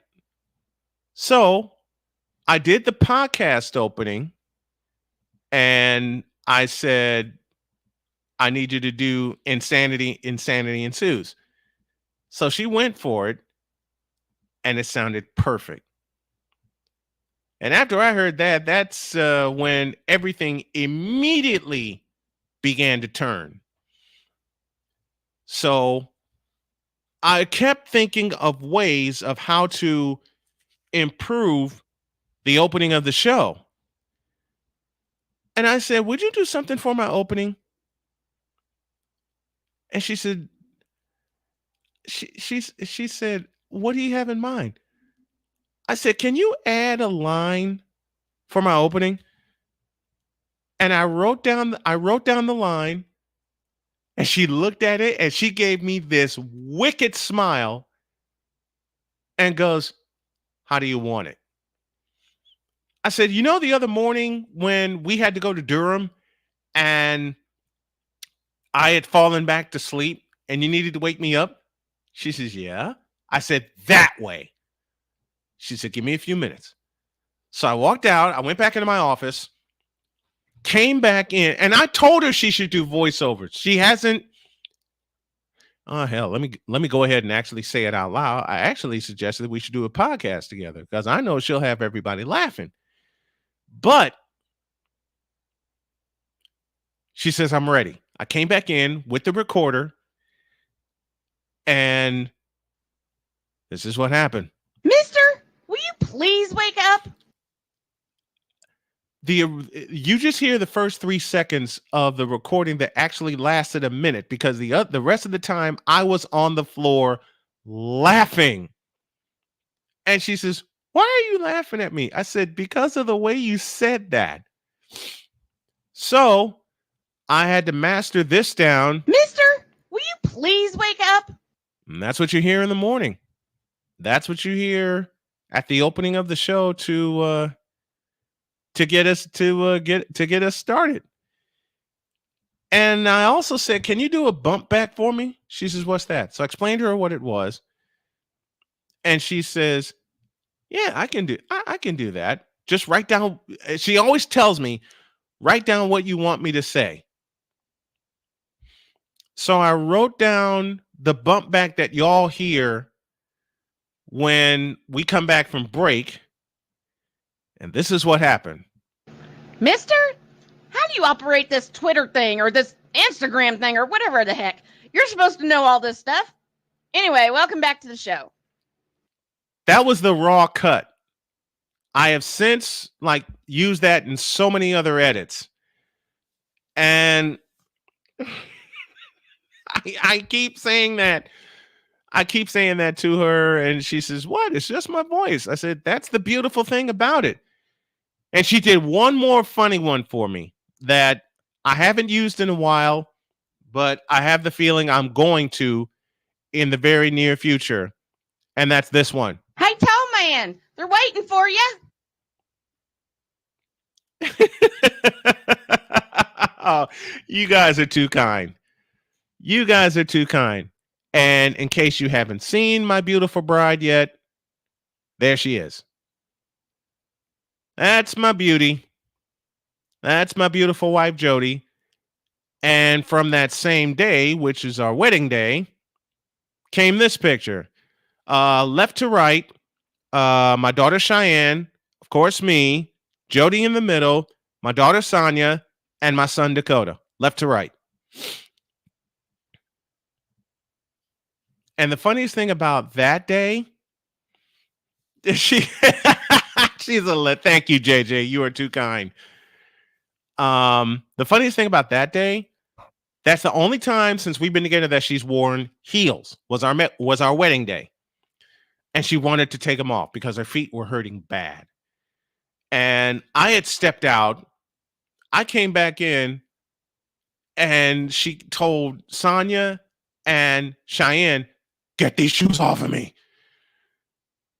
Sonia, oh my God, my kids make me laugh so much. And I love them very, very dearly. Sonia was trying to be delicate because of the dress. Okay. And saying, "Okay, how do I go in and attack this?" Sonia is more of a geek than me and Jody put together. Sonia's the ultra geek, and I love every minute of it. Am I 7 foot there? No, Larry, I am 6'5". Jody's 5'3".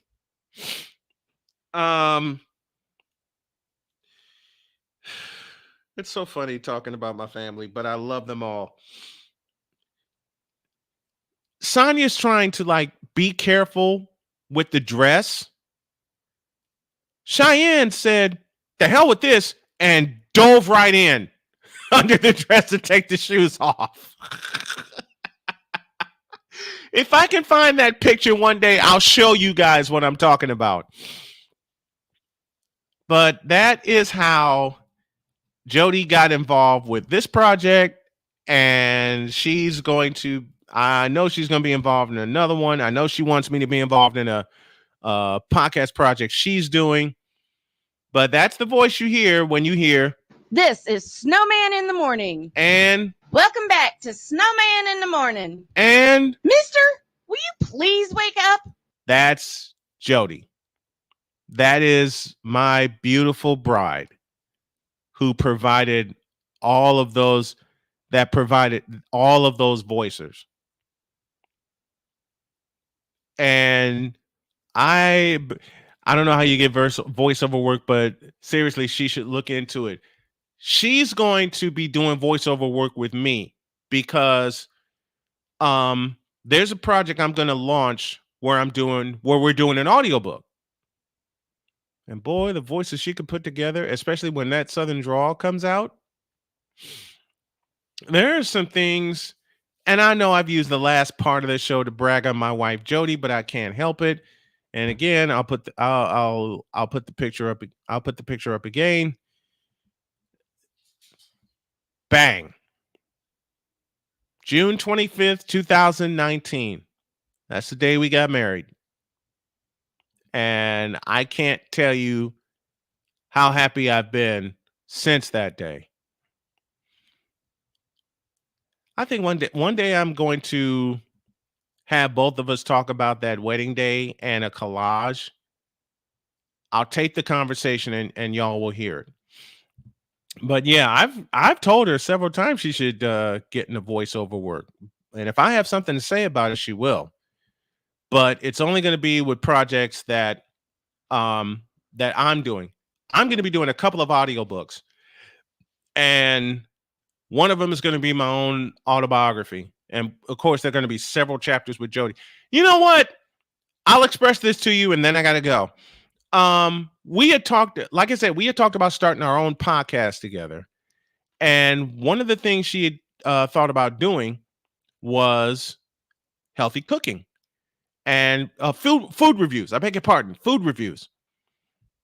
And she said she would make two versions of the same food. And then she'll say, now it's time for my taste tester.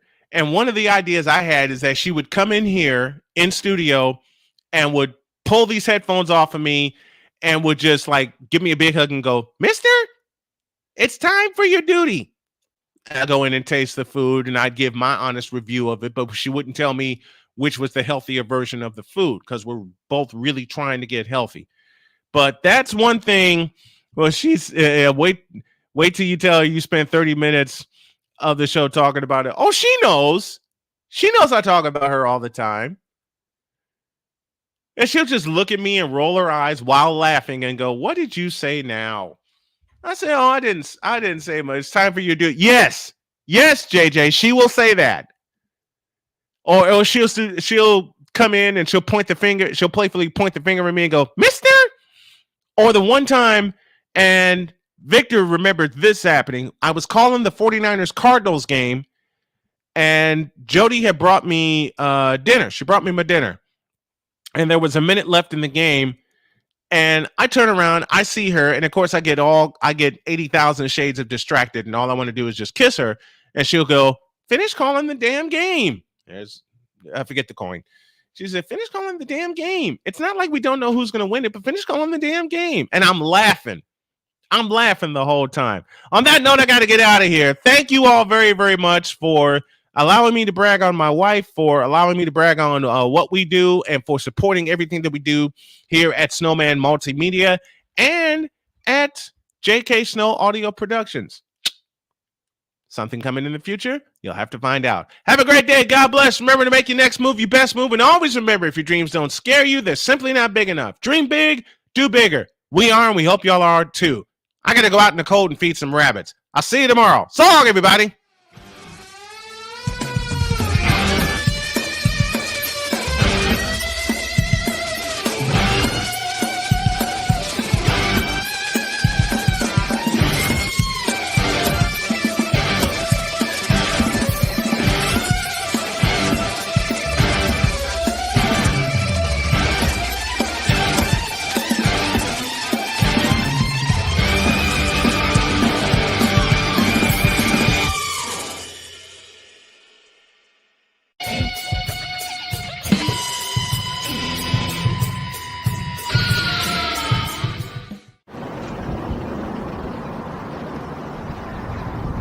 Jody, baby, I love you. And so does the chat. See y'all tomorrow.